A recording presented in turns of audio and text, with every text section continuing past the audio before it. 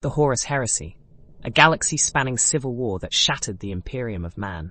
We often focus on Horus's betrayal, the brutal fighting, the unimaginable loss. But what about Roboute Guilliman, the Primarch of the Ultramarines, the seemingly unwavering pillar of the Imperium?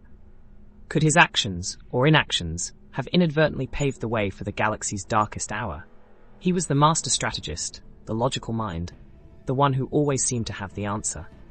Yet, even the most brilliant minds can be blind to the subtle tremors that presage a devastating earthquake.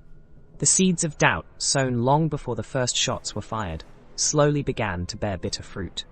This is a story not of black and white, but of shades of grey, where even the noblest intentions can have catastrophic consequences. Guilliman, ever the pragmatist, focused on the logistical nightmare of administering the Imperium. He tirelessly worked to improve the efficiency of the administratum, believing in the power of order and structure. He saw the cracks in the system, the corruption, the vast bureaucracy that hampered the Imperium's effectiveness. But his focus on systematic reform, on fixing the problems within the system, perhaps blinded him to the simmering discontent that festered beneath the surface. A discontent that Horus, the master manipulator, would skillfully exploit. The very structure Guilliman sought to perfect became a tool used against him, a cage built of his own ambitions for the betterment of the Imperium. The relationship between Guilliman and Horus was complex. A rivalry, perhaps, a begrudging respect? Yes, there was a certain respect and shared desire for the advancement of the Imperium. But Horus's charm, his charisma, masked a deep-seated ambition that Guilliman, locked in his world of logic and planning, failed to fully grasp. The subtle manipulations, the carefully crafted words, the insinuations, they went unheard amongst Guilliman's meticulous strategies. The loyalties within the Imperium rested on fine lines, lines that were often blurred by the deceptive genius of the War Master. The first strikes of the heresy caught Guilliman off guard. Not completely, he saw the war coming, but the scale of Horus's treachery, the sheer audacity of it, was a shock even to his strategic mind. The speed and efficiency of Horus's assault overwhelmed even the most skilled logistics. It exposed the weaknesses Guilliman had been working to address, proving that perhaps focusing solely on the internal structure of the Imperium allowed the enemy to gain a foothold they would never have otherwise achieved. The Ultramarines fought bravely, their discipline and tactical prowess legendary. But even their strength was tested to its limits. Guilliman, a warrior of unmatched skill, witnessed firsthand the brutality of the conflict, the staggering loss of life, the betrayal of brothers. He saw the flaws in his own rigid adherence to strategy and in the inherent weaknesses of the Imperium's structure, which he fought to strengthen.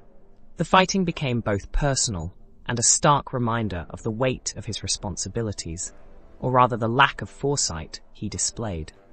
The war dragged on, year after year. Guilliman's focus shifted from internal reform to the brutal reality of survival. He fought not only against Horus's forces, but also against the creeping doubt that gnawed at his very soul. Had he failed? Had his meticulous planning, his focus on efficiency, inadvertently left the Imperium vulnerable to such a devastating betrayal? This doubt, fueled by the terrible cost of the war, impacted his future decisions. The war ended, but the scars remained. The Imperium was shattered, its future uncertain. Guilliman, though victorious in the end, bore the weight of the Imperium's suffering.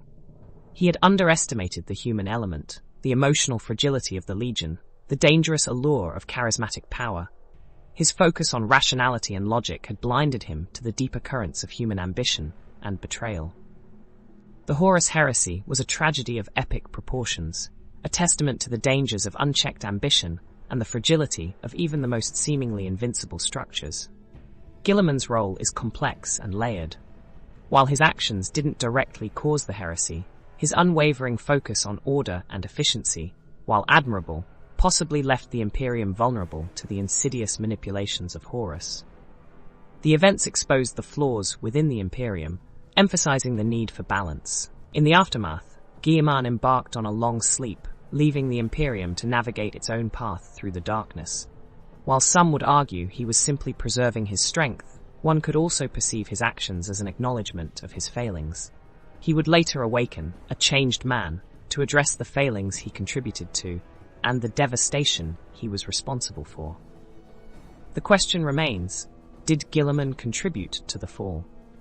The answer, like the Horus Heresy itself, is complicated, shrouded in shadows and the echoing cries of a galaxy torn apart. The Horus Heresy remains a dark stain on the Imperium's history, a constant reminder of the fragility of power, the seductive nature of ambition, and the devastating consequences of even the most well-intentioned strategies that lack the inclusion of a human element. And it's a reminder that even the most brilliant minds can be susceptible to the most devastating of human failings.